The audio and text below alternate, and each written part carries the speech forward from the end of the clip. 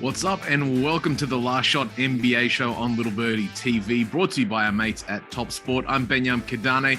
Nick Metallinos is out today, health and safety protocols. So joining us, Andrew Parkinson. How you doing, man?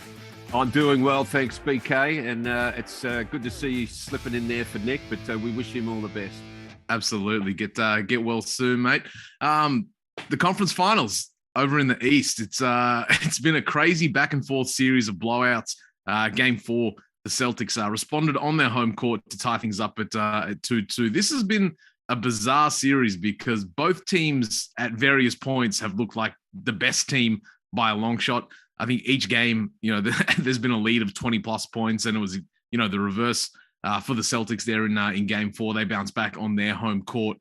Jason Tatum was awesome, 31 points. He had a good game, but the Heat they came out flat. 11 points in the first quarter. They really just couldn't get anything to go. What went wrong for them in this game?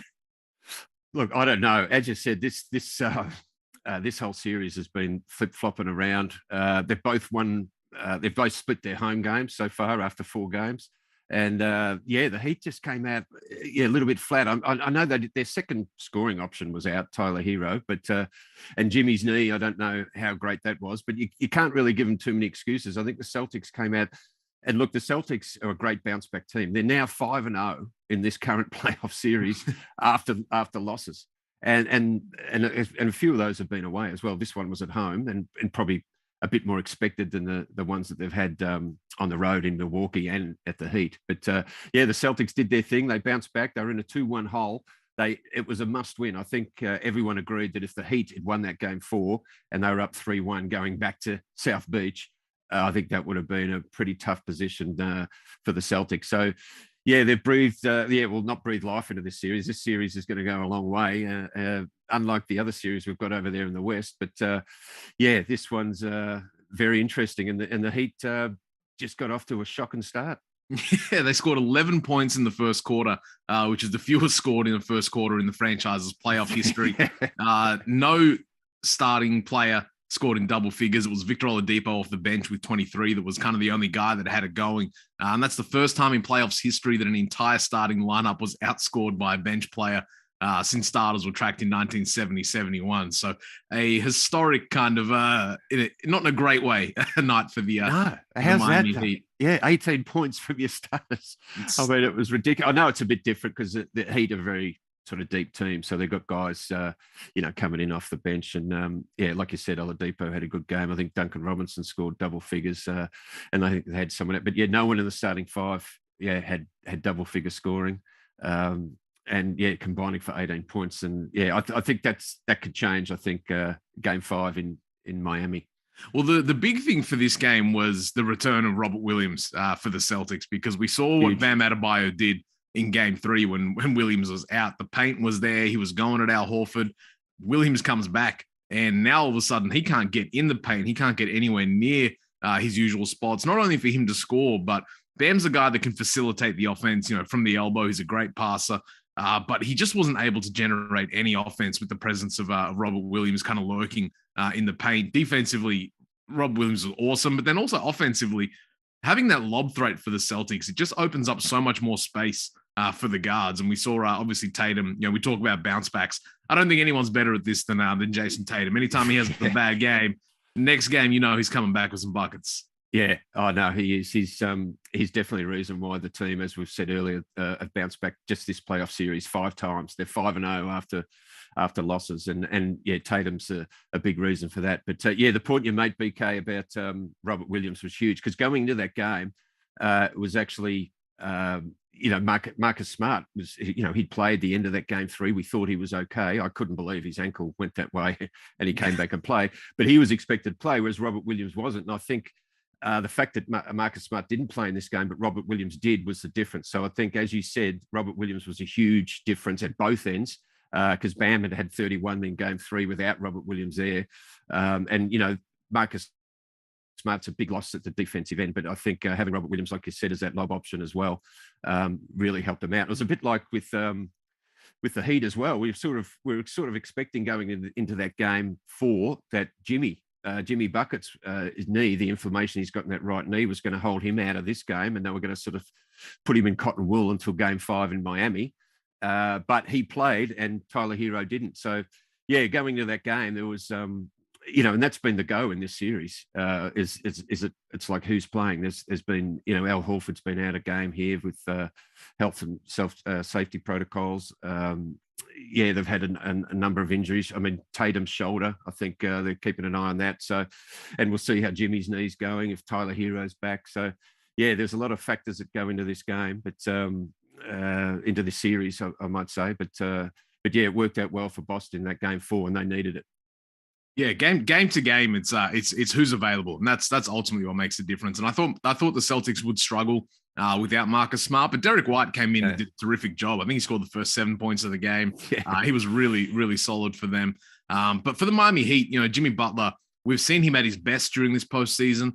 Now he does kind of look a little hampered. He didn't get to the free throw line at all. He was really settling for jumpers, and you could kind of tell like the same explosiveness wasn't there. And when you don't have Tyler Hero out there, and Butler's not playing at his best, the guard production for the Heat, they had to start looking in some interesting places. As you said, Duncan Robinson, he's been glued to the bench throughout this postseason. I thought Gabe Vincent was good when he did come into the game late.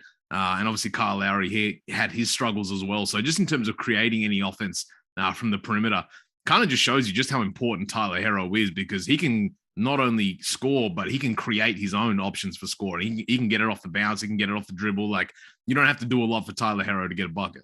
Yeah, no, he does offer that spark off the bench. And I think he was missed sorely.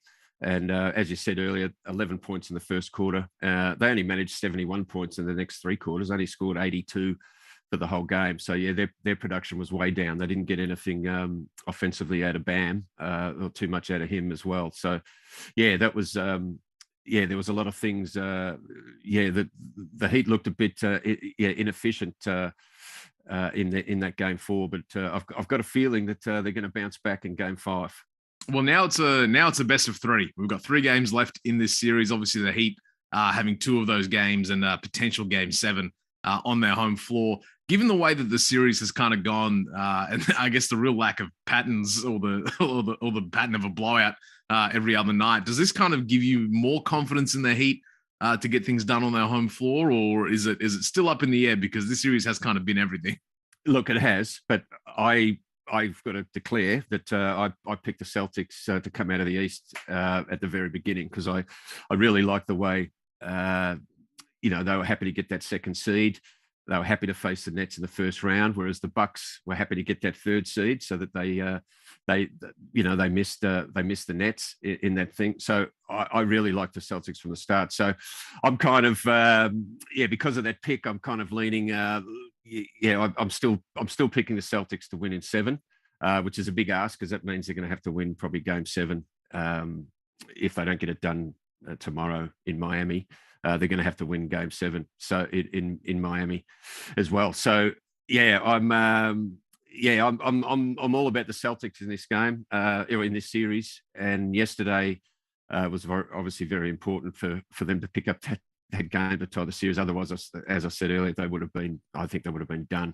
So now I don't have as much faith in the Heat. I have a lot of respect for that team, and look, they might be the 3rd best team in the NBA, which is and they've got a great culture and all that stuff. But no, I'm still leaning towards the Celtics in this series.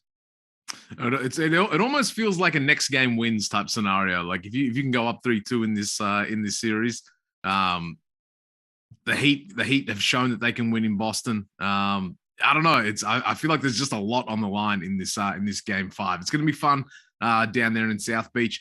But let's slide across to the Western Conference, where another team that obviously had a disappointing 2nd round exit in the Phoenix Suns. The question there for their offseason is DeAndre Ayton. Now the big man didn't have the best 2nd round series. Was used very limited in that final game. Even he's a restricted free agent heading into this summer. Obviously, a big piece of what they've done and the success that they've had. But the question is, will the Suns bring him back? That he can go out and get another offer sheet from a lot of different teams that, I think there will be a lot of suitors looking to maybe pry him away there from Phoenix. What's your take on this? Do you think the Suns have to bring him back, or have they shown enough that maybe they can kind of get away without having a big man making $30 million a year? Well, maybe they can get away with it, and they didn't give him his his money after last season. And I distinctly remember Chris Paul, the mouthpiece of the team, saying, "Hey, this summer we're going to get the big fella his bag," and that didn't happen. So I think this whole season started off with DA probably not feeling appreciated that he didn't get his money, and now it's a position, and it got a bit frosty at the end of. Particularly in Game 7 when they got knocked out by the Mavericks in Phoenix, and there was Monty Williams, Coach of the Year, won 64 games, everything's rolling well, and then when it all went a bit sour and they were going to be knocked out in the second round of the playoffs, he didn't have DeAndre Ayton on the floor, and I think there was a little bit of to and fro going on there. I don't think DA was happy at all, and it could be time. You'd think it was DA's time to get his money, because a lot of other draftees in that class have got their bag, but DA hasn't. So, but to answer your original question, look, I'm not sure how they can fit it in, fit him in. So they've got a big decision to make, but there'd be teams lining up for Ayton. Oh, absolutely. For a guy at 23 years old who's shown what he can do on the biggest stage in the NBA Finals, is putting up solid numbers. The teams that are reportedly interested in trying to make something happen for Ayton: the Charlotte Hornets, Indiana Pacers, Portland Trail Blazers, Detroit Pistons. Every single one of those teams gets exponentially better with the addition of a guy like DeAndre Ayton. And as you said, the Suns, they showed that with Biyombo and McGee, they can kind of get it done. So I don't know if that's maybe the direction they're trying to head down. But all of these other teams, if they come in, put in a big offer sheet for him, or potentially even make a sign and trade work, and get some pieces going over there to Phoenix, which could also be the case. Out of those teams, which do you like for Ayton to maybe potentially step out and start a new chapter with? Well, the Hornets, MJ's team, I think, they could definitely use him in that center spot. That's really the piece that they're missing. But did you mention, was the Mavericks one of those teams that were interested in him? Well, that's another team that would be great for DeAndre Ayton. I'm not sure if there's any reported interest at the moment, but he would slot in there. That need a big. Wow, I think he'd be great. But I mean, you could go through, the other teams you mentioned as well. You could go through a lot of teams, and and he would get his bag. He would get his money. It's just whether. What the Suns sort of value him at, and whether they can sort of fit him in, and if it all sort of works out. But he'll be getting his money, whether it's in Phoenix or not. I guess there's another story. Yeah, he's getting paid either way, but it kind of feels like an eerie sense of not the end of the road for the Suns. I mean, that's a bit dramatic, but we've seen Chris Paul, at 37, he's locked up long term. Mikal Bridges, he's obviously locked up long-term. Book, he's their max guy.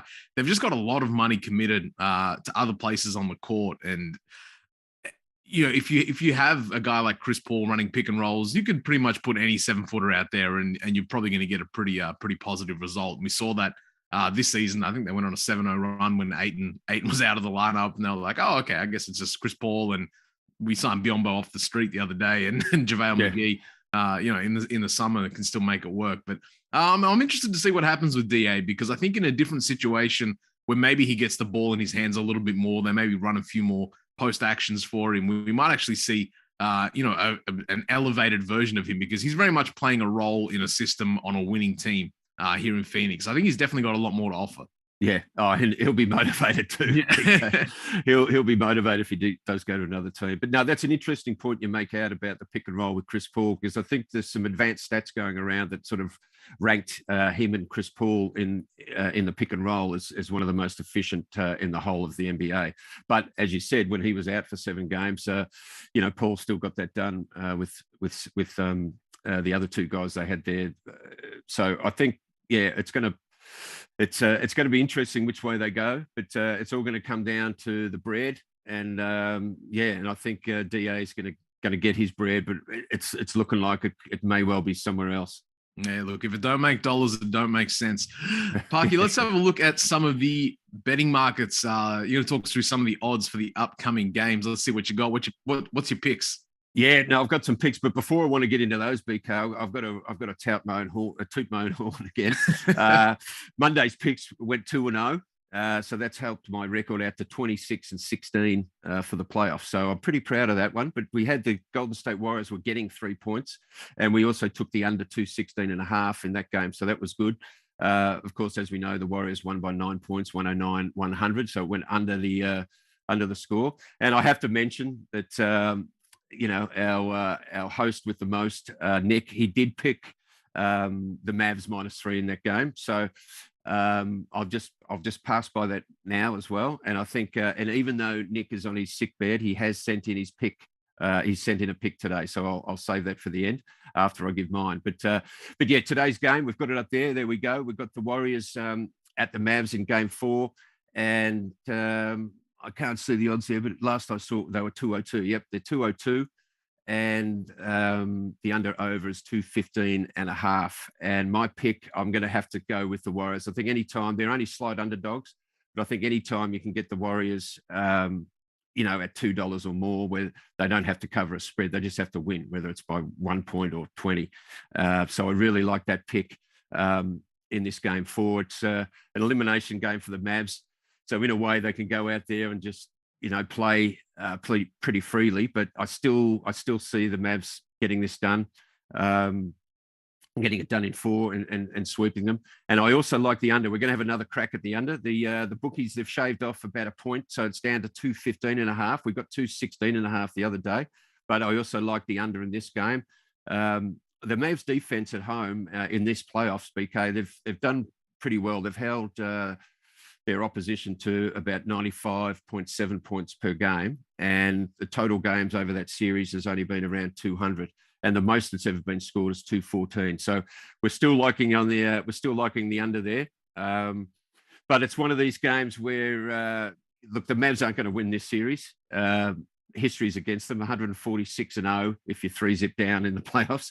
So it's just whether they can prolong it. And I don't think they can prolong it. I think the Warriors are going to get it done in Game 4 today.